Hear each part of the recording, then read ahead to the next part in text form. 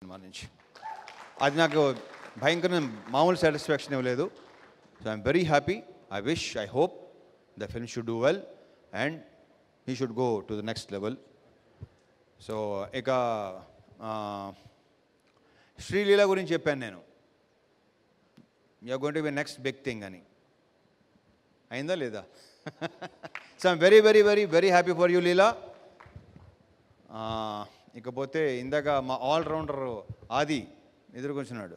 ఎలా మాట్లాడతావే బాబు, అసలు అర్థం కావట్లేదు. మొత్తం అంతా ఎంతమందికి all the best, sorry happy new year చెప్పావు.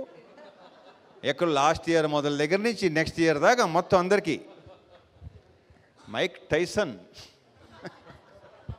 థ్యాంక్ యూ అది. అండ్ మంగ్లీ ఖచ్చితంగా చెప్పక్కలేదు, you're too good. And congratulations. Sorry I forgot your name. Monica. Sorry Monica, short memory అనుకో. ఇక మర్చిపోను. బేసిక్గా ఆడవాళ్ళ పేర్లు అసలు మర్చిపోను నేను, సారీ.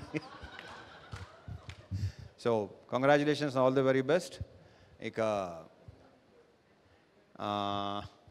ఈ సినిమాకి వద్దాం.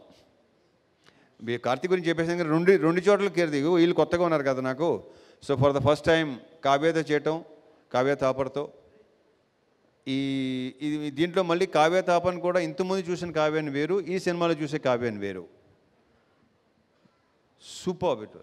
I just loved it. ఆ క్యారెక్టర్ భలే నచ్చింది నాకు. So I wish you all the very best Kavya.